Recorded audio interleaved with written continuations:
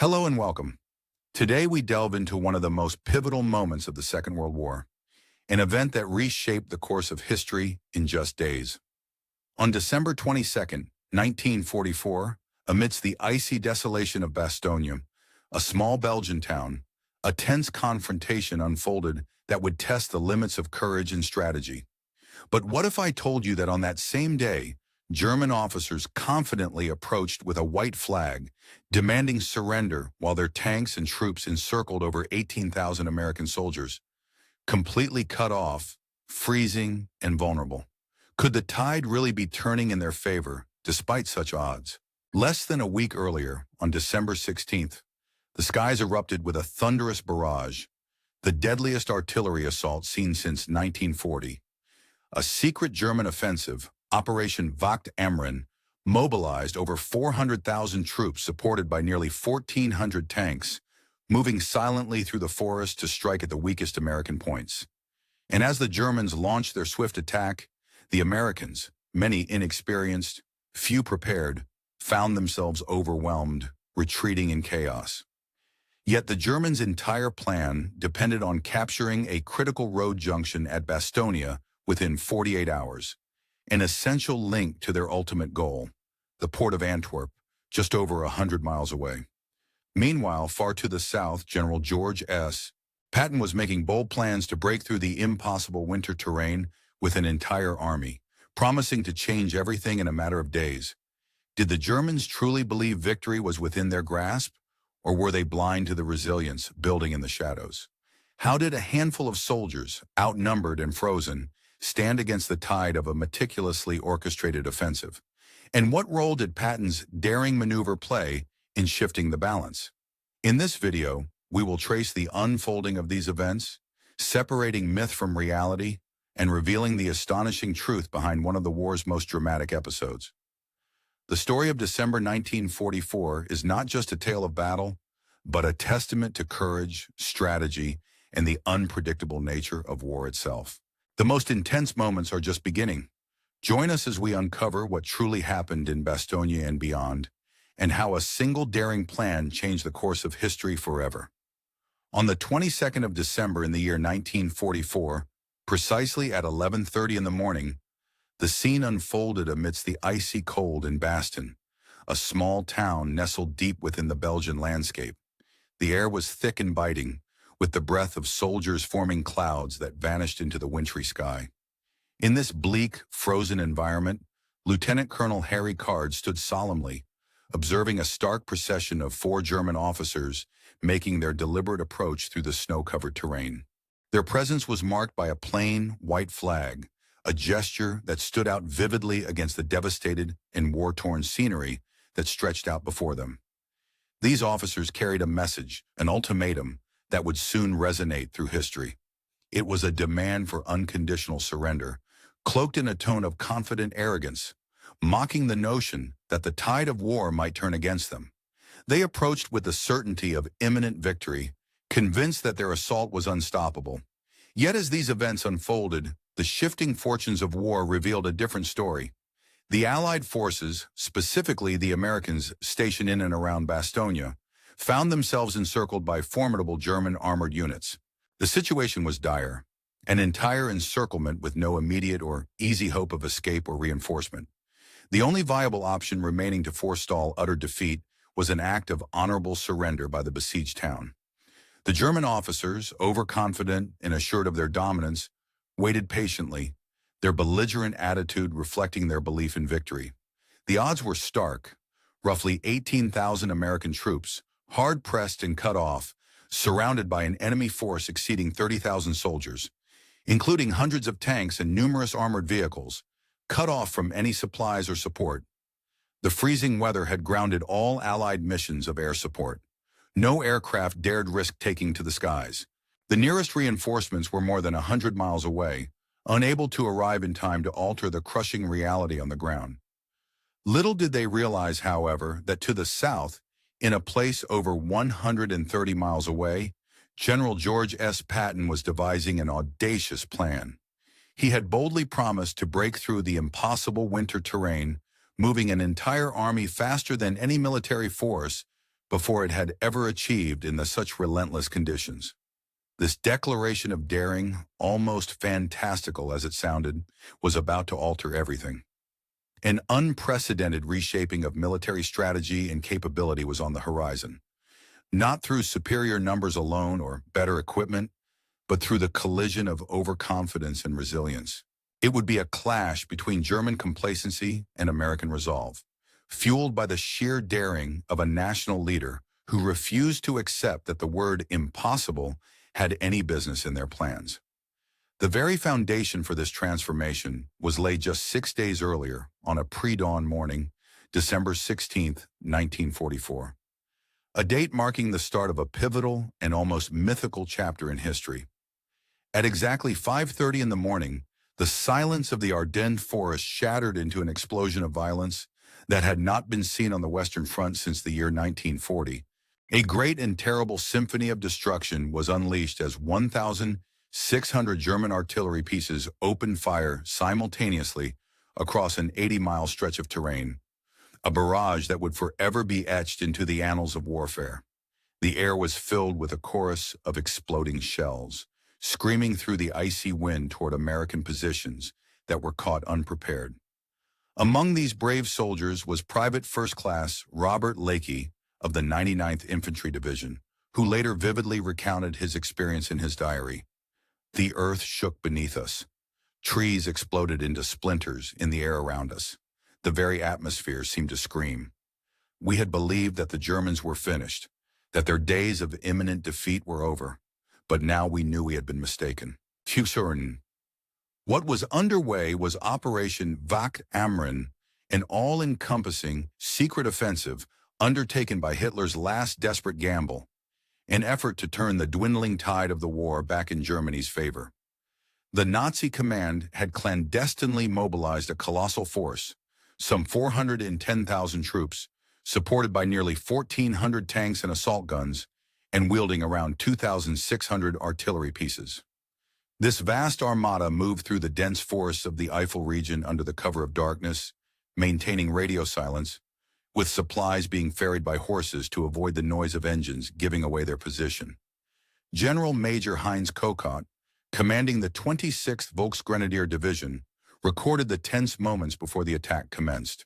His soldiers, standing silently in the cold shadows, saw their breath as drifting clouds in the frigid air, and understood the gravity of what was at stake. It was unmistakably their last chance, an all-or-nothing assault that had to succeed or mark the end of their campaign. Their target was chosen with ruthless precision, the weakest point in the undermanned and stretched American line. 4 American divisions, many of them inexperienced in combat and spread across difficult and in the aftermath of fierce prior confrontations, soldiers in the battlefield were often either rebuilding their strength or nursing wounds inflicted during earlier fierce encounters. The German forces, taking advantage of the element of complete surprise, swiftly initiated their offensive, catching the defending forces off guard. Within a matter of hours, entire units of the American military, bereft of their preparedness, were overwhelmed and either forced into disorganized retreats or completely overrun in a state of panic, leaving chaos in their wake. However, this formidable German strategy was built upon a single, unforgiving necessity: rapid movement. The entire success of their plan hinged on their ability to seize the critical road junction at Bastogne in less than 2 days, specifically within 48 hours. This junction was exceptionally important because it served as a nexus where 7 major roads intersected, roads that were vital to the supply and movement of German armored units. These roads were the blood vessels that would carry German tanks heading towards their final objective, none other than the crucial port city of Antwerp, situated approximately 125 miles from Bastogne. Without securing Bastogne, the entire offensive risked grinding to an abrupt halt, as the Germans would be cut off from their primary route of progression toward the port, thereby jeopardizing months of planning and momentum. Command of the German effort at Bastogne fell upon General de Pan's Truppen, Heinrich Freiherr von Ludwitz, who led the formidable 47th Panzer Corps. His military force was nothing short of a strike force with significant strength and firepower. It featured the elite 2nd Panzer Division, renowned for its toughness and combat readiness, which boasted an impressive lineup of 88 tanks and assault guns.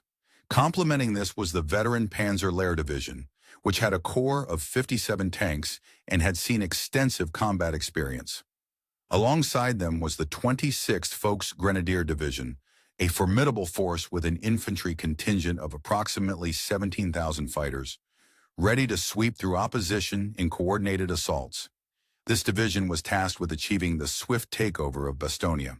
Rushing toward the same objective from an entirely different direction, the United States had organized the 101st Airborne Division, famously known as the Screaming Eagles. They had been positioned and resting in Reims, France, recuperating following over 72 days of relentless combat operations in Holland. Their peace, however, was abruptly shattered by urgent orders demanding immediate action. More specifically, they were told to mobilize on very short notice without winter clothing suited to the harsh cold, with no equipment prepared for the upcoming conditions. The only thing they could do was swiftly gather their weapons, hurry onto trucks, and head towards Bastogne, knowing that speed was their key to disrupting the German advance. The starting point of their journey was precisely 900 hours at night on December 17, when the first convoy of trucks, bearing the battered but resolute soldiers of the 101st Airborne, rolled out into the cold darkness toward Bastogne. Temperatures had sharply plummeted to just 14 degrees Fahrenheit, making the journey increasingly arduous. Among those travelers was Private Donald Burgett of the 56th Parachute Infantry Regiment, whose memories of this night would forever be etched in his mind, offering a vivid first-hand account of the perilous journey. As the convoy moved forward, they encountered a chilling sight. Endless columns of American troops retreating in the opposite direction, some in outright disarray. Many of these soldiers were unarmed, their helmets and equipment left behind in the chaos, their voices ringing out through the night as they shouted warnings and pleas, desperate and terrified, urging the approaching forces to turn back. One soldier, eyes wide with terror, clung to Burgett and warned him of the overwhelming German forces ahead, describing them as comprising thousands of tanks, Tigers, Panthers, and all varieties of armored vehicles. Burgett, however, was resolute and pushed away this desperate plea, determined not to back down or retreat, knowing full well that their mission was to reach Bastogne before the Germans and disrupt their advance. This overwhelming convoy stretched for miles, comprised of approximately 380 trucks that rolled forward relentlessly through the night. The soldiers aboard had little information about the specifics of what lay ahead. Intelligence was conflicting, and available maps were limited, making their mission all the more perilous. Their sole certainty was that they had to reach Bastogne in time, before the German forces could consolidate their position. The 101st Airborne Division, numbering approximately 85 officers and over 11,000 enlisted men, altogether around 11,840 troops, had been organized into 4 infantry regiments: the 5,001st, the 5,002nd, the 56th Parachute Infantry Regiment, and the 327th Glider Infantry Regiment. These units were supported by 4 artillery battalions, along with various support and logistical units essential for sustained combat. Despite the logistical and informational chaos, they pressed forward with relentless determination. As the clock struck in the relentless chaos of the Battle for Novelle, it became crucial to let the enemy approach dangerously close so they could have an opportunity to strike from an unexpected angle, specifically from the side where defenders could catch them off guard. This tactic was born out of necessity, aiming to maximize the chances of turning the tide in an overwhelmingly difficult situation. The confrontation for Novelle persisted without respite throughout the entire day, with fierce fighting from dawn till nightfall. A small but incredibly resilient force, Team de Serre, consisting of merely 15 Sherman tanks, found itself confronting an entire division, the 2nd Panzer Division, which was a formidable German formation. Despite being vastly outnumbered and outgunned, this team managed to hold their ground tenaciously for an entire span of a full 48 hours. During this time, they managed to destroy 31 German tanks, inflicting damaging setbacks on the enemy's armored strength. Their stand, however, was not sustainable in the long run, and under orders from higher command, they ultimately had to abandon their position in a strategic withdrawal. Major Deseri, the commanding officer, was severely wounded when a German shell directly hit his command post in the midst of the fighting. Despite his injuries, his brave sacrifice of staying behind and holding the line had bought precious, invaluable time for the larger Allied effort and possibly saved countless lives by delaying the Germans' advance. This fierce resisting effort highlighted the gritty determination and strategic resolve of the defenders under extreme pressure. On December the 20th, a new chapter began in Bastogne's defense, heralded by the arrival of a fresh commanding officer. Brigadier General Anthony Clement McAuliffe, a distinguished officer with a calm and steady demeanor, arrived to take temporary command of the 101st Airborne Division, which was there to bolster the town's defenses, while General Maxwell Taylor was involved in duties back in Washington.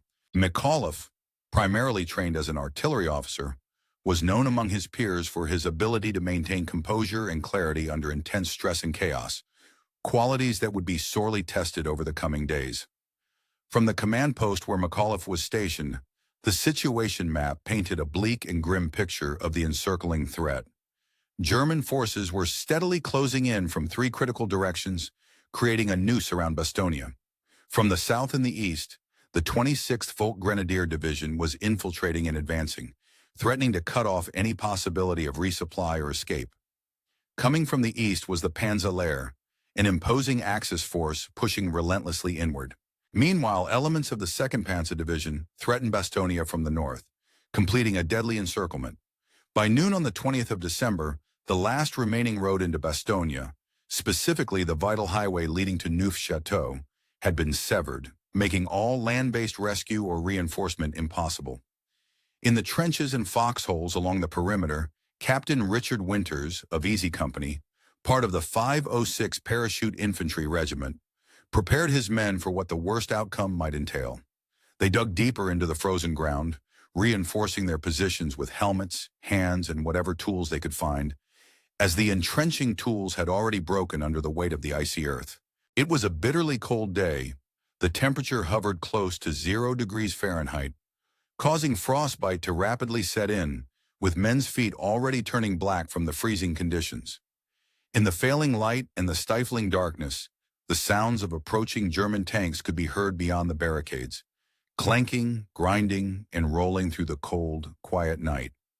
Inside Bastogne, the civilian population, consisting of approximately 3,000 people, sought refuge from the relentless artillery bombardment. They huddled desperately in cellar shelters, hoping to find safety from the systematic destruction unleashed by German artillery crews, who targeted the town with ruthless precision. Among the town's brave caregivers was Renée Lamère, a dedicated 30-year-old Belgian nurse, tirelessly working in the aid station positioned near the Runo Chateau. She cared for both American and German wounded, displaying admirable compassion amid chaos. Tragically, Renée would not survive the siege herself, her sacrifices emblematic of the human toll inflicted on both soldiers and civilians. The defenders, chief among them, numbered approximately 18,000 souls, comprising brave men dedicated to maintaining their hold. The core fighting force included the 101st Airborne Division, which alone had an authorized strength of about 11,840 personnel. Supporting them was Combat Command B of the 10th Armored Division, led by Colonel William Roberts, equipped with around 40 operational tanks and roughly 2,800 soldiers. Additionally, the 705th Tank Destroyer Battalion, operating the formidable M18 Hellcat tank destroyers, stood ready to engage the enemy. The all-African-American 969th Artillery Battalion, alongside numerous other artillery units and logistical support elements, added their firepower to bolster the town's defenses, creating a diverse and formidable defensive coalition amidst the aftermath of the fierce confrontation on the icy, treacherous roads was grim and harrowing. Men found themselves exposed to the merciless cold, their bodies unable to withstand the brutal Han conditions. Many wounded soldiers succumbed to the frost, freezing to death before any aid could be brought to them.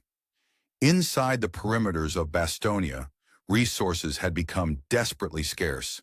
Ammunition was dwindling rapidly and was now being rationed strictly. Only 10 rounds per artillery gun each day, a meager allotment meant to stretch over as long as possible.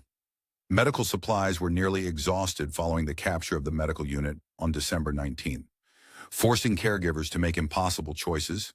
Morphine had to be reserved solely for the most critical injuries, leaving countless suffering soldiers without adequate pain relief. Food supplies dwindled dangerously low, reducing rations to a single meal per day, and desperation was etched on the faces of all those trapped within the besieged walls. Private First Class James Sims of the 101st Infantry later recounted with a somber tone how dire conditions had become. "We were eating snow for water," he said. "My buddy next to me in the foxhole had his feet frozen solid to his boots. When the medic finally had to cut them off, his toes came off with them. He didn't even cry.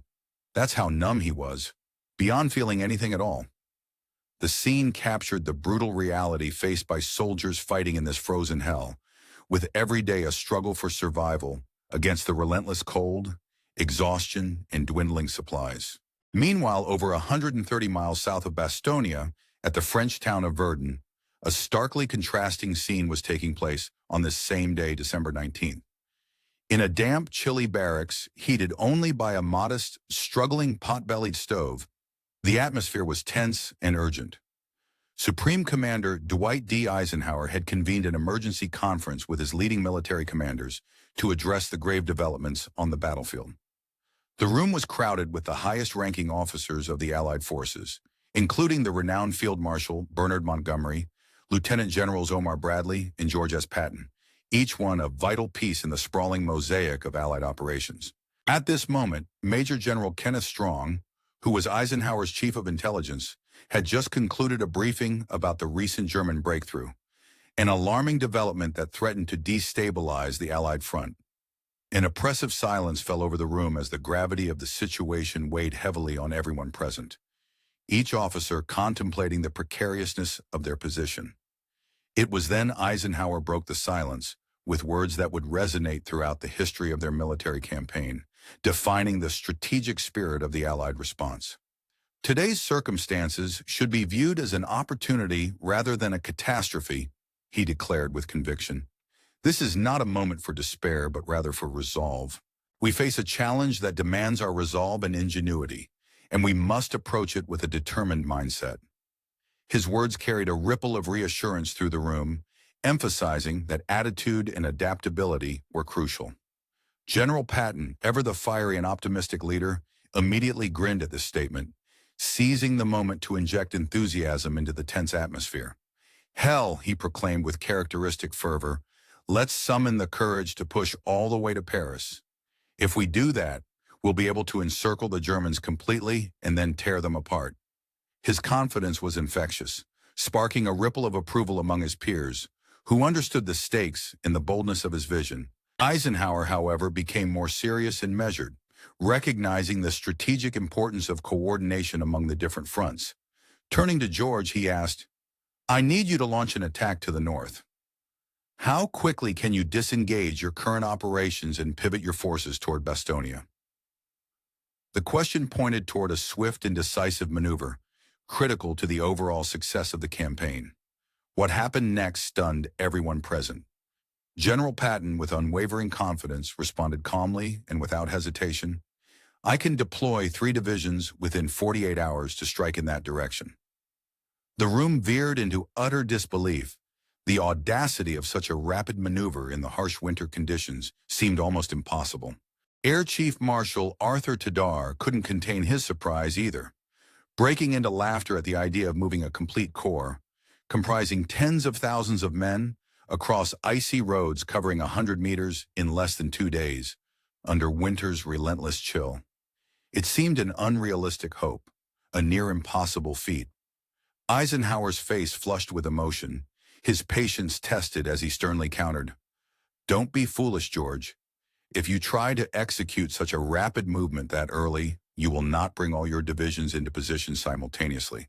Instead, you'll risk attacking with piecemeal forces, leaving your units vulnerable and likely to be destroyed." His concern was pragmatic. He understood that rushing such operations could lead to General Eisenhower study the extensive map spread out before him, carefully examining the vast and intimidating terrain that stretched endlessly before him.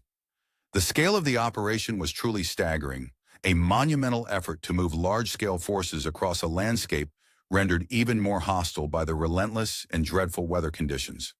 The skies above were shrouded in thick, unyielding clouds, and the weather conditions could only be described as utterly abysmal, an unforgiving combination of freezing temperatures, creeping fog, and the constant threat of further snow, which rendered every journey perilous. The roads had turned into treacherous sheets of ice, slick and unforgiving, making movement hazardous and difficult at every turn. Yet despite these formidable obstacles, the pressing need to lift the siege of Bastogne and deliver relief to the besieged allies there was relentless and urgent. When could troops be sent forward? The answer was set for the early hours of December 22nd in the morning. The directive was clear: do it. As General Patton, after concluding a high-level meeting, exited the room, he immediately contacted his headquarters using a prearranged, secret code phrase, simply uttering the words "play ball." That seemingly casual phrase set into motion one of the most extraordinary and meticulously coordinated military operations in the annals of history. Within a matter of hours, an astonishing fleet of military vehicles, totaling 133,000 in number, began their rapid advance northward. The entire Third Army, comprising approximately 250,000 men, had been drastically reorganized and reoriented to meet this new, urgent objective. Strategic logistical efforts went into repositioning critical supply and support points that had originally been established in anticipation of an attack into Germany itself.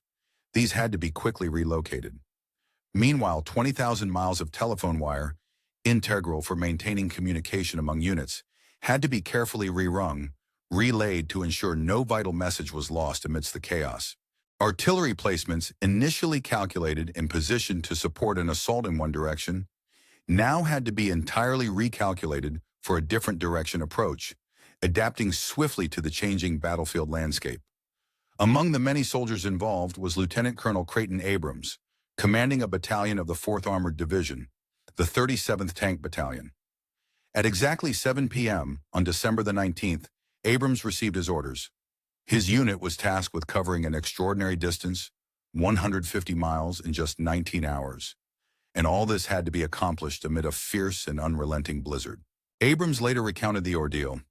"We drove with blackout lights through the night, describing how, despite the darkness and the storm, the soldiers pressed on steadily.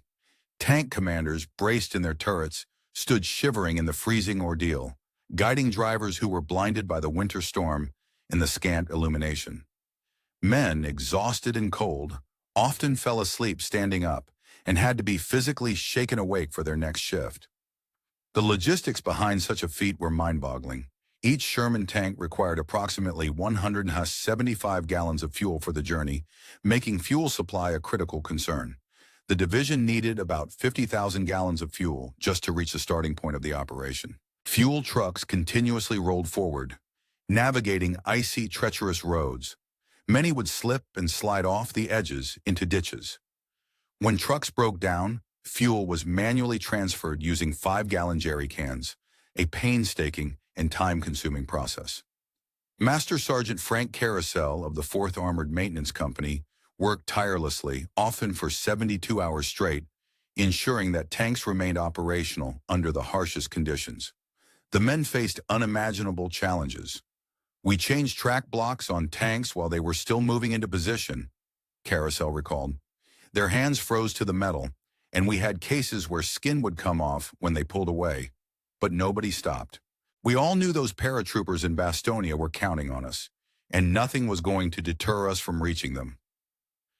Meanwhile, back in Bastogne, the situation grew increasingly dire. The enemy's encirclement had tightened to a perimeter less than 16 miles across. German artillery meticulously targeted every strong point along the perimeter, and the bombarded positions corresponded to a desperate need for reinforcement and reinforcement swiftly. The aid stations overflowed with the wounded, and the medical strain threatened to cripple the defenders' ability to continue fighting. Early on the morning of December the 22nd, at 11:30 a.m., 4 German officers approached the American lines bearing a white flag, symbolizing their willingness to negotiate. They were met by soldiers from Company F of the 327th Glider Infantry Regiment, ready for any eventuality. The German party consisted of Major Wagner from the 47th Panzer Corps, Lieutenant Helmuth Henker from a section dedicated to panzer operations, and 2 enlisted men from the 9001st Panzer Grenadier Regiment. Major Wagner carried a typed "The message delivered aloud in German" conveyed a sense of complete despair for the American forces, painting a grim picture of their bleak situation on the battlefield. It warned that the formidable German artillery was poised and ready to wipe out the entire American troop presence in the area, suggesting that only surrender could possibly offer any hope of salvation or survival. The tone of the message was ominous, emphasizing that resistance might lead to utter destruction and urging the Americans to consider capitulation as their only chance to escape total annihilation. In response to this dire communique, Colonel Moore, who was present, turned to his commanding officer and asked what their next move or reply should be.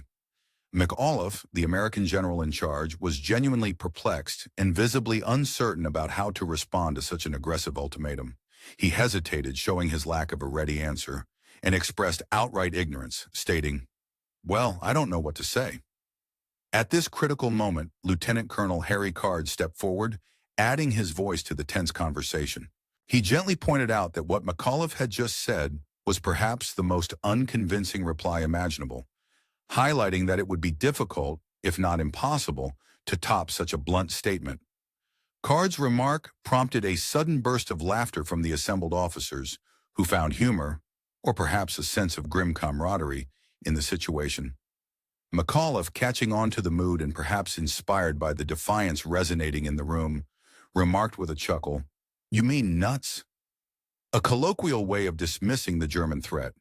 His remark was both casual and provocative, reflecting a willingness to stand firm, no matter how hopeless the scenario appeared. The response caused the entire group to rally behind this bold and somewhat rebellious retort, resulting in a collective agreement to send back a reply that would eventually become legendary for its bluntness and defiance. Colonel Joseph Harper was tasked with delivering this famous response to the waiting German officers. When he presented their reply, simply the word "nuts," the German recipients were baffled, unsure of its true meaning or intent. They questioned among themselves, "Nuts? What does this mean?" Harper, perhaps unable to resist the humorous or defiant tone, openly clarified that it meant, "Go to hell." It was a firm rejection of the German demands, an assertion that the Americans would not surrender, no matter how dire their circumstances. Harper didn't stop there. In an even more emphatic declaration, he added a warning. "And I'll tell you something else. If you attack again, we'll kill every goddamn German that tries to break into this city." This declared intent underscored the fighters' resolve and their willingness to defend Bastogne to the ultimate degree. Major Wagner, one of the German officers, responded with the cold, hard assertion that they too would kill many Americans, emphasizing the brutal reality of war, that it inevitably involves significant loss of life on all sides. He pointed out, with a sober tone, that the conflict was indeed a brutal and unforgiving war. Harper, unshaken by Wagner's threat, retorted with a mixture of biting humor and genuine resolve. "On your way, bud, and good luck to you." The German commander, Hasso von Manteuffel, who was in charge of the 5th Panzer Army, later admitted that he was surprised that such an ultimatum had even been issued, considering the tense situation. He explained that the Panzer Division had sent a parliamentary mission to Bastogne without his direct authorization, an action that perhaps reflected the chaos and urgency of the negotiations. He confirmed that the German demand to surrender was refused, as any expectant observer would have anticipated, and this staunch refusal only served to escalate tensions further. The German reaction to McAuliffe's audacious reply, the infamous "nuts," was swift, brutal, and indiscriminately fierce. That very evening, the Luftwaffe launched its first major bombing raid on Bastogne, unleashing a devastating aerial assault that would leave lasting scars. For those defending Bastogne while lodged in foxholes, this attack was nothing short of a preview of the inferno awaiting them. It symbolized hell itself descending upon the city's defenders. Corporal Walter Gordon of Easy Company vividly described the horror of that bombing.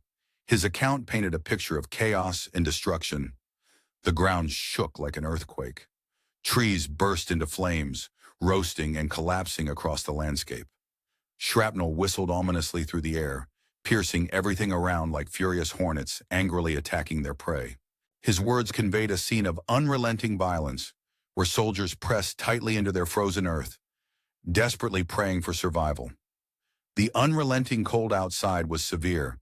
Temperatures plunged to near 10 degrees below 0 Fahrenheit, making the environment as deadly as the enemy fire. In the foxholes perched along the city's perimeter, men took turns sleeping just two. During a devastating period in the conflict, countless wounded soldiers and medical personnel found themselves trapped beneath the rubble of what once was a busy aid station.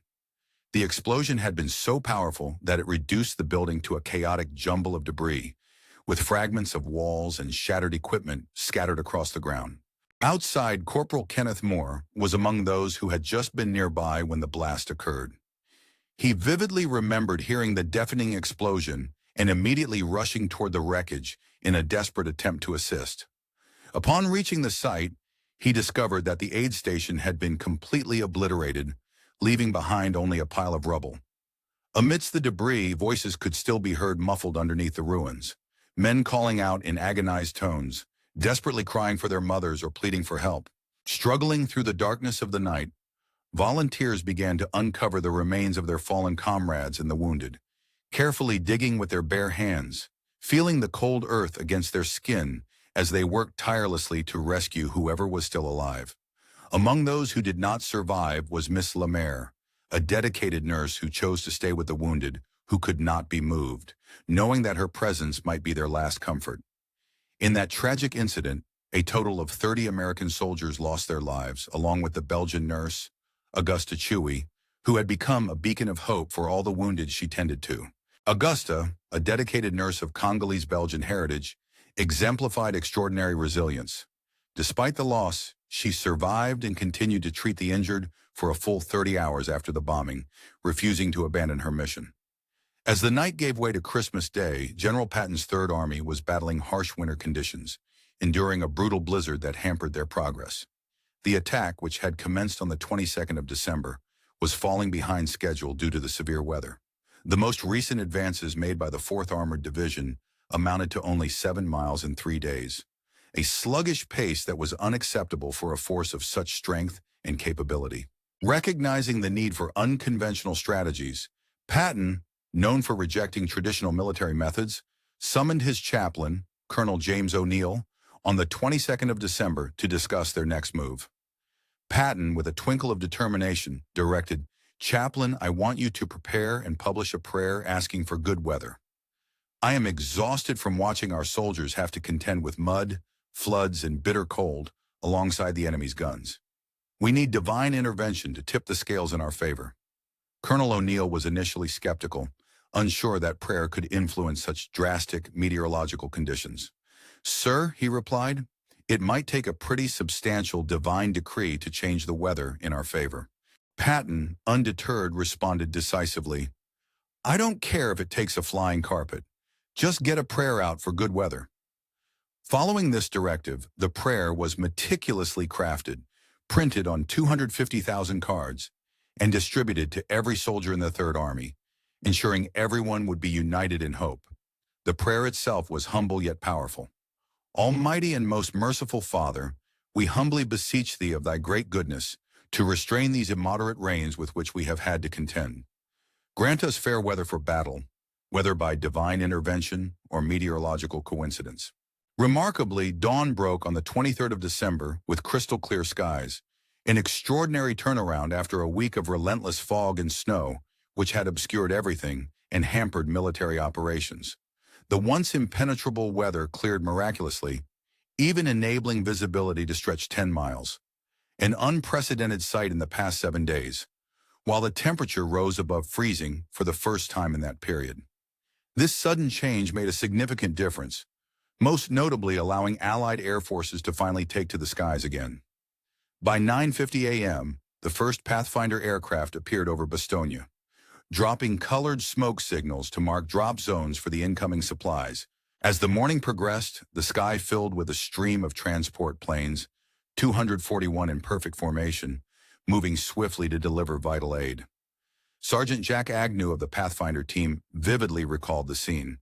We blew purple smoke to mark the drop zone, and then we heard it, the low rumble that grew into a deafening roar. The sky was filled with aircraft, beautiful and awe-inspiring. It was the most incredible sight I'd ever witnessed. The paratroopers stationed in Bastogne could hardly contain their joy as they watched the rescue unfold. Cheers erupted from men emerging from their foxholes, waving their helmets in triumph, and tears streaming down their faces. After 7 long days of vulnerability and isolation, help had finally arrived. The first parachutes blossomed open at exactly 11:55 a.m., and soon supplies began pouring down from above. Bundles loaded with ammunition, critical medical supplies, food, blankets. The logistical operations at Bastogne were in full swing, with the dedicated logistics crew orchestrating the critical task of recovery and resupply. Men, braving intense danger, sprinted across open ground while under the destructive roar of artillery fire, desperately trying to seize essential bundles of supplies. I vividly witnessed a brave private accidentally struck by shrapnel. Despite the grave wound, he courageously rose to his feet, blood streaming down his face, and with unwavering determination, he dragged one of the bundles to a nearby shelter, demonstrating incredible resilience amid chaos. Simultaneously, the Germans had not remained passive spectators in this fierce struggle. Anti-aircraft guns positioned strategically around Bastogne unleashed their destructive firepower, fiercely defending against Allied aviation. The American C-47 transport aircraft faced perilous conditions, having to fly straight and level at a low altitude of just 1,000 feet in order to accurately deliver their payloads. Such low-altitude flight made them sitting ducks, helpless targets for enemy fire. By the 26th of December, American aircraft had completed an enormous airlift, delivering over 1,020.7 tons of supplies via parachuting methods and another 92.4 tons using gliders. The most substantial airlift occurred on this date, with a fleet of 289 planes undertaking the critical Boston run. In the early hours of Christmas morning, precisely at 2:45 a.m., German artillery launched an intense, devastating barrage on Bastogne, the most powerful yet. For 2 relentless hours, shells thundered down relentlessly on American positions, causing destruction and chaos. As dawn approached at 5:30 a.m., a formidable column of German tanks, 18 Panzer Mark V vehicles of the 15th Panzer Grenadier Division, along with infantry clad in white camouflage, surged against the western perimeter of the American defenses. Lieutenant Colonel Wolfgang Mahler commanded this attack, operating under direct orders from General Kokot, who was unequivocal. Bastogne had to fall that day. It was the Führer's Christmas desire. The German armored assault succeeded in breaching the initial line of American foxholes, which was held by Company A of the 327th Glider Infantry. Private First Class Kenneth Hendress was positioned in the second line of defense when the tanks arrived, with the earth trembling under the weight and power of their engines and treads. In the pale light of dawn, the advancing tanks resembled monstrous beasts emerging from the shadows. The Americans attempted to repel them with bazookas. However, their rounds ricocheted harmlessly off the heavily armored fronts. Fortunately, the defenders had anticipated the attack and had hidden their tank destroyers. American M-18 Hellcats of the 75th Tank Destroyer Battalion in the rubble-strewn ruins nearby. As the German tanks passed vulnerable, the American tank destroyers suddenly opened fire from the flanks, targeting the tank's weaker side armor. Sergeant Bill Harper commanded one of these Hellcats.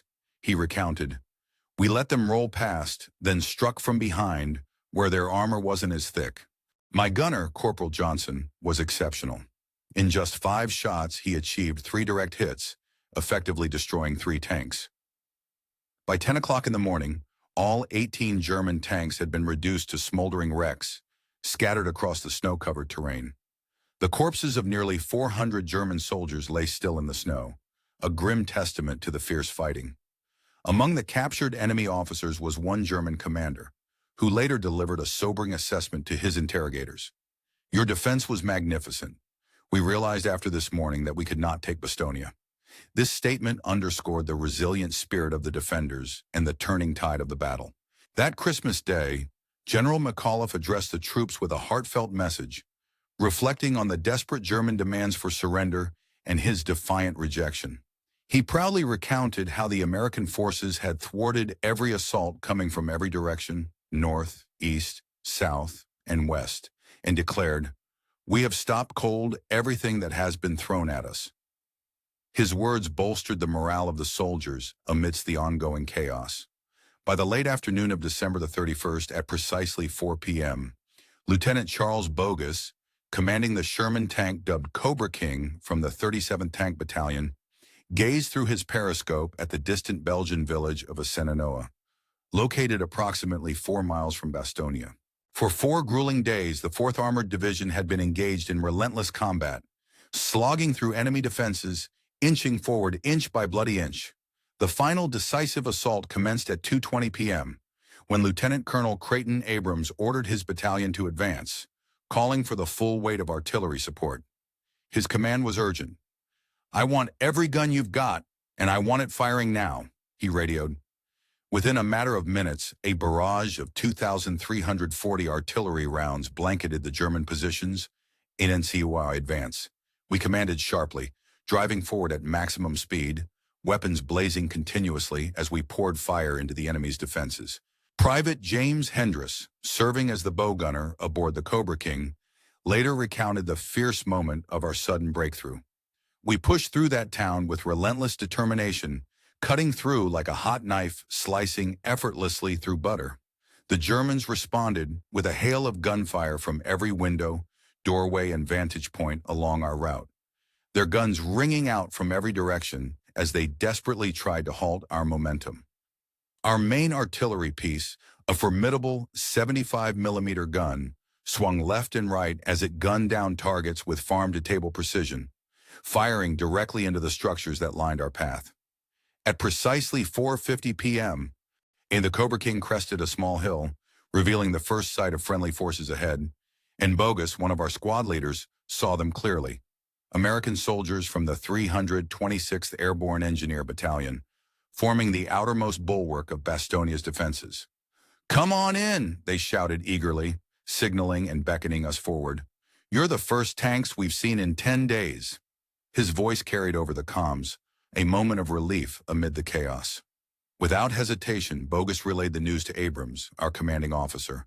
Contact with friendly troops was now established, confirming that the siege, which had seemed unbreakable just moments before, was finally being shattered. Though our victory was hard-won, the toll had been deeply severe. The 37th Tank Battalion suffered the loss of 5 brave soldiers killed in action, while 22 others were wounded, and 5 more were listed as missing in the grueling breakthrough. Meanwhile, the 53rd Armored Infantry Battalion bore heavy casualties, 30 men killed and 180 wounded.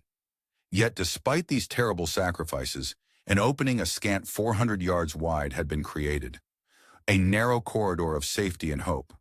News of the breakthrough rapidly spread through Bastogne, carried like wildfire among the beleaguered defenders and civilians alike. Men who had been conserving every precious round of ammunition suddenly fired entire clips into the sky in jubilant celebration, the sound echoing as a reckless celebration of a hard-fought victory. Even the wounded, confined to aid stations, cheered amidst their pain, their spirits lifted by the tide turning in their favor. Throughout these tense hours, General McAuliffe, known for his signature calm and composed demeanor, simply commented, "We're glad to see you, boys," as if acknowledging a routine success amid the chaos. But for the Germans, especially those witnessing the collapse of their defenses, the psychological blow was even more devastating. Major General Kokot chronicled the aftermath in his diary, writing that the relief of Bastogne had become a disaster, not merely tactically, but morally, insisting that morale among their troops was shattered because they no longer believed victory was possible. He observed that their soldiers had seen the unwavering resolve of the Americans firsthand, and that encounter had broken their spirits, profoundly undermining their will to fight. Oberstleutnant Kaufmann, representing the Panzer Division, was blunt in his assessment. "We threw everything we had," he declared, "our best troops, our last reserves of tanks, and precious ammunition. Yet despite their efforts, the defenders of Bastogne continued to stand firm. When the Germans demanded their surrender, Their stubborn resistance was met with dismissive laughter. "Nuts!" they shouted defiantly, a single word that struck harder than any bomb, for it epitomized their unyielding determination and dealt a blow to German morale that thousands of artillery shells could not achieve. The defenders initially numbered approximately 18,000 men, but as the days passed, the toll on their forces became tragically evident. By December 26th, casualties among the 101st Airborne Division alone had risen to a staggering 341 soldiers killed, 1,691 wounded, and 516 missing from December 19th through January 6th. The Combat Command B of the 10th Armored Division suffered around 500 casualties, underscoring the fierce resistance faced. The 705th Tank Destroyer Battalion, in particular, distinguished themselves by destroying a total of 108 German armored vehicles, losing only 17 of their Hellcat tanks in the process, an impressive feat of resilience and firepower. German losses around Bastogne were catastrophic beyond measure. The 26th Volksgrenadier Division saw over 60% of its soldiers either killed, wounded, or captured. Panzer-Lehr, in particular, was decimated with 42 tanks destroyed. Meanwhile, the 2nd Panzer Division, which had chosen to bypass Bastogne and instead advanced toward the Moose River, faced destruction when they ran out of fuel just 4 miles from the river, effectively ending their campaign and being annihilated by the 2nd Armored Division of the U.S. forces. The weather on December 27th. On the chaotic and violent battlefield, there was a tactic that became a standard part of our aerial assault, what we called tank plinking. This involved daring pilots descending from high altitudes, around 8,000 feet, to execute swift and precise strikes against enemy armored vehicles. The Germans, fortunately, had no effective air cover at that time, which made such daring operations possible and even relatively safe for us. Our approach was to descend rapidly, releasing rockets as low as 2,000 feet, before pulling back to higher altitudes to evade retaliatory fire. From our vantage points above, we watched as the infernos engulfed countless German tanks and vehicles, which burned relentlessly for miles across the landscape, turning entire swaths of the war zone into blazing infernos and rubble-strewn wastelands. The most ferocious and devastating raid of this kind occurred on December 26th, when an overwhelming force of nearly 315 Lancaster heavy bombers of the Royal Air Force launched a massive attack on German military positions surrounding St. V, a crucial site in this brutal campaign. The bombers rained down a staggering amount of ordnance, specifically 1,140 tons of bombs, effectively obliterating everything within a radius of 3 kilometers. Streets, roads, and supply routes within this zone became impassable, destroyed beyond recognition. Amidst the chaos, a German officer, Unteroffizier Hans Barons of the 18th Volk Grenadier Division, had the luck, or perhaps the misfortune, to survive the onslaught. The earth trembled and erupted as buildings crumbled into dust, while entire platoons and individual soldiers vanished in the maelstrom, vaporized by the ferocity of the attack. When the bombing ceased, I emerged from my shelter and surveyed the scene. The landscape I now viewed had been transformed into a vast moonscape of craters, shattered buildings, and smoking ruin. In the aftermath of this fierce assault, General McAuliffe, the American commander, publicly expressed his deep appreciation for the exceptional cooperation of the 9th Tactical Air Command. He made it clear that without their splendid support and precise coordination, holding our positions under such dire circumstances would have been impossible. Throughout the bitter siege, an extraordinary psychological evolution was taking place beneath the surface among the German troops, something that Allied intelligence would not fully comprehend until after the war concluded. Initially, the Germans believed that American soldiers were weak, spoiled, and prone to fleeing at the slightest sign of heavy resistance, bolstered by intense propaganda praising their supposed fragility. However, the brutal conflict at Bastogne shattered these false illusions. On December 24th, a written message from Gerrit Wilhelm Hoffmann of the 26th Volksgrenadier Division was found on his lifeless body. In this letter, he described the shocking reality they faced. "The Americans are not what we were told. They fight like devils." Hoffmann recounted witnessing a single American machine gun crew hold off an entire German company, roughly 100 soldiers, for over 3 hours, displaying a grim determination and resilience that defied expectations. Another notable figure, Major Jan Craig of the Panzer Division, was captured on December 27th. His interrogation revealed profound insights into the moral and fighting spirit of the American forces. Craig practically conceded that their victories were not solely a result of numbers or superior weapons, but were driven profoundly by the Americans' indomitable spirit and resolve.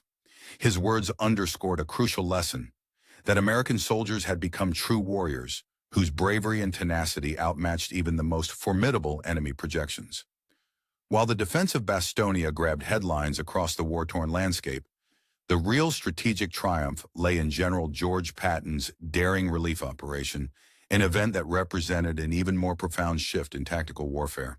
It was a spectacular demonstration of operational coordination and logistical ingenuity.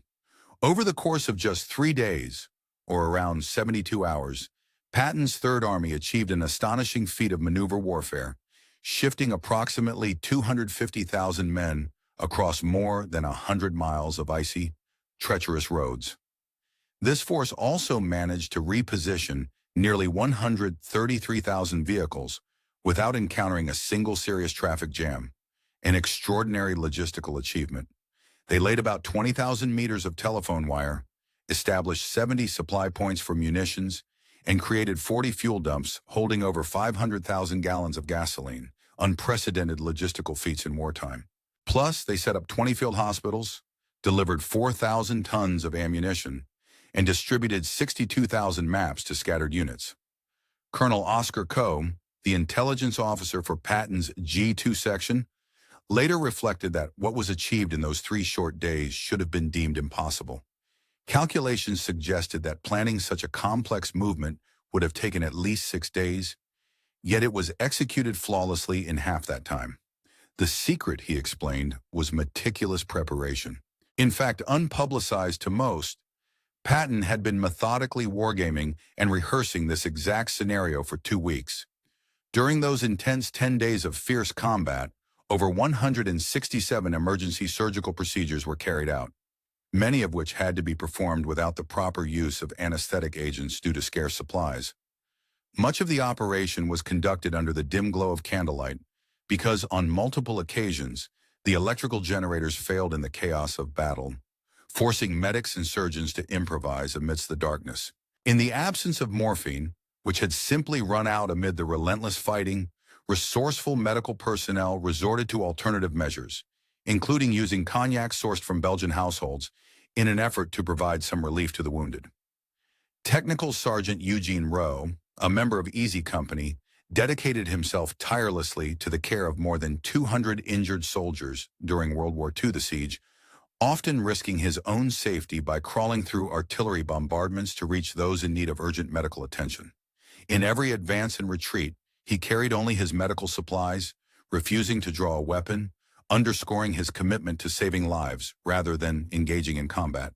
The defense of Bastogne, coupled with General Patton's daring relief column, had ramifications extending far beyond their immediate military success. The German army's grand offensive, aimed at splitting Allied forces and recapturing the strategic port city of Antwerp, was halted decisively. As revealed during post-war interrogations, Field Marshal Gerd von Rundstedt, the commander-in-chief of German forces in the West, acknowledged that Bastogne became the graveyard of the Ardennes offensive. He explained that the Germans urgently needed control over crucial road junctions by December 18. However, when the Americans held their strong positions for an entire week and were receiving reinforcements, it became painfully clear that the offensive had failed in its primary objectives. The Germans had committed their entire strategic reserve, totaling 25 divisions, to this offensive. Over the course of 6 weeks of brutal combat, they sustained staggering losses, somewhere between 81,000 and 98,000 casualties, including the destruction of more than 600 tanks and assault guns, as well as 1,000 aircraft, all of which represented losses Germany could never adequately replace. Meanwhile, the American forces suffered heavy casualties, with approximately 75,000 soldiers killed, wounded, or missing, including around 19,000 who lost their lives in the fighting. Yet despite the severity of American losses, they were not insurmountable. The United States had the capacity to replenish its forces. By early January of the year 1945, new divisions were arriving from across the Atlantic at a rate of 1 division per week, bolstering American strength. More critically, the offensive had drained Germany of its last reserves. Its entire reserve force was exhausted, leaving the Germans unable to respond when the Soviet Union launched its winter offensive on January the 12th of that same year. Because of this, Germany lacked the strategic reserves necessary to reinforce their front in the east, leaving the path to Berlin wide open for the advancing Allies. The Battle of Bastogne has since become legendary, inspiring stories and shaping military history to this day. The famous reply of General McAuliffe, simply nuts, entered American military folklore as a symbol of defiance and unwavering spirit. General Patton's daring relief march became a classic case study, admired worldwide for its tactical brilliance and sheer determination. In December of the year 1984, veterans from both sides of the conflict returned to Bastogne to commemorate the 40th anniversary of that historic battle. Former enemies meeting once more under a spirit of reconciliation. During this gathering, General McAuliffe, then aged in his late 80s, delivered the keynote speech, emphasizing that their fight had not been for conquest, but for the preservation of freedom. He stated that their efforts were driven not by hatred, but by a profound sense of duty, and emphasized that after the fighting had ceased, they had played a part in rebuilding what war had destroyed. A former German helper, Hans Detmer, who served in the 26th Volksgrenadier Division and returned to Bastogne for the anniversary celebration, reflected on the transformation. "I arrived here in 1944 as a conqueror, but I return as a friend. The Americans we fought showed us what true democracy really entails. Not weakness, but strength." Today, the Martyrs Memorial stands atop a hill overlooking the town, a star-shaped monument that memorializes the bravery and sacrifice of 76,890 soldiers who lost their lives during the Battle of the Bulge. Every December 16th, promptly at 5:30 in the morning, the exact moment the German offensive was launched, bells toll throughout Bastogne in remembrance and solidarity. In the town square, a Sherman tank from the 11th Armored Division, known as the Barracuda, stands proudly on display. Children play gleefully around it, climbing over the same armor that once played a vital role in liberating their grandparents from tyranny. Vincent Speranza, a paratrooper who once brought beer to wounded soldiers on the battlefield. In the quiet moments before his passing, Tonya, the revered figure of Bastogne's history, was fondly remembered. The local brewery, honoring his legacy, concocted a special airborne beer to celebrate his impactful life. In the waning days of 2019, at the impressive age of 96, he returned to Bastogne for a final visit. During this poignant occasion, he raised his glass in a gesture of pride and remembrance, declaring, "To the boys who never returned home, to those who carried the torch of memory, and to the unyielding spirit of freedom." His words echoed the deep sense of gratitude and defiance that characterized the town's collective memory of the battle. The numbers surrounding the Bastogne operation remain staggering and serve as a testament to the ferocity and resilience displayed by all involved. The initial American military presence in Bastogne consisted of approximately 18,000 soldiers, including an elite component of 1,845 members from the 101st Airborne Division. As the conflict intensified, the combat command within the 10th Armored Division contributed a force of around 40 operational tanks to the effort. Overall, American casualties in the Bastogne campaign are estimated to have been around 4,500, a heavy toll that only underscores the fierce fighting and remarkable perseverance of those on the front lines. On the other side, German forces committed a substantial number of troops to defend Bastogne. Their initial deployment ranged between 25,000 and 30,000 soldiers.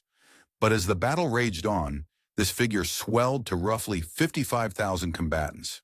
The Germans suffered considerable losses, with casualties exceeding 15,000, including the downed tanks, over 100, an indication of the intense armored warfare that characterized the fighting. Despite their formidable numbers and equipment, the German defenders faced a strategic turning point when the American Relief Force, led by General George Patton, amassed a colossal 250,000 men and initiated a daring northward push. In a rapid and strategic maneuver, the relief force launched a groundbreaking advance through winter's harsh grip. Over 133,000 vehicles, moving in a forced march that covered more than 100 miles in freezing conditions. Their swift breakthrough, achieved in just 5 days, was a feat of logistical coordination and sheer determination. A vital component of this effort involved air supply operations. Approximately 1,200 tons of provisions were delivered through the air, executed via 61 flights of the famed C-47 aircraft, with on December 23rd alone, over 100 aircraft dispatched to sustain the troops. The supply operations boasted an astonishing 95% success rate in recovering the parachuted supplies amid the severe weather conditions that governed the region. The relentless winter's cold made the battle even more grueling. For a stretch of 168 hours, temperatures remained below freezing, reaching as low as approximately 10 degrees Fahrenheit, making every effort even more arduous for those fighting on the front lines. Visibility was perilously low from December 19th through 22nd, dropping to less than 100 yards. Yet these conditions began to lift as clear weather returned on December 23rd, providing a much-needed reprieve amidst the chaos. The significance of Bastogne's victory resonated beyond the battlefield, drawing commendation from eminent world leaders and military strategists. Winston Churchill, addressing Britain's Parliament in January of 1945, proclaimed that this campaign represented undoubtedly the greatest American battle of the war, foreseeing that history would remember it as a landmark American victory. Equally honored was Field Marshal Bernard Montgomery, who acknowledged the valor displayed by the United States forces, describing their stand at Bastogne as one of the finest chapters in military history, and emphasizing that their courage would be celebrated for generations to come. A particularly poignant tribute came decades later from a former German general, Heinrich von Luttwitz, who had commanded the 47th Panzer Corps responsible for surrounding Bastogne. In 1954, during a visit to a memorial site, he saluted the brave defenders and spoke in admiration of their spirit. They were magnificent enemies who, over time, became better friends. They fought not for conquest, but for principles that made their cause noble. That is the root cause why they deserve to triumph. This reflection encapsulates the profound respect and mutual understanding that grew from one of the war's most storied clashes. The German forces, who once scoffed at the resilience of the American troops trapped within Bastogne, learned a humbling lesson during those fiercely fought winter days of 1944. They discovered that a group of free men fighting shoulder to shoulder for a common ideal was far more formidable than any army pursuing conquest or domination. They realized that sheer determination and unyielding resolve often outweighed numerical superiority. In addition, they understood that when democracy is teetering on the edge, it pushes back fiercely, sometimes with a force that tyranny, no matter how brutal, can never match. The successful relief of Bastogne became a testament to the enduring power of liberty, and the unbreakable, that unwavering resolve exemplified the very essence of Bastogne's resilient spirit. An unyielding force that empowered its people to stand firm against the oppressions of tyranny. This spirit was the same fierce energy that propelled Patton's relentless tanks to thunder across the snowy terrain, their engines cutting through the cold with unwavering determination. When the moment arrived, a juncture where the very notion of freedom teetered precariously on the edge, the defenders responded with a single, resolute word that would resonate through history and eternity itself. That word was nuts. The derogatory mockery hurled by the German forces, meant to diminish and belittle the resilient defenders around Bastogne, was quickly silenced amidst the freezing snow and biting cold. Their derisive sneers faded into the icy silence, drowned out by the deafening roar of Patton's powerful tanks crushing through the snow and the indomitable spirit of the paratroopers, who, despite being surrounded and outnumbered, refused to despair or surrender. Their refusal to give up became a beacon of hope and an embodiment of tenacity, inspiring all who witnessed their courage. In the aftermath of this fierce confrontation, a transformation unfolded. From disdain and mockery to genuine respect, then admiration, and ultimately deep friendship among those who witnessed their steadfastness. The fortress of Bastogne, a symbol of democracy's resilience, had endured what seemed impossible. The formidable arsenal of freedom had emerged victorious, securing not just a tactical victory, but safeguarding the future of the free world as a whole. Through that hard-fought triumph, the foundation was laid for a future where liberty, democracy, and justice could thrive, secured forever in the collective memory of history.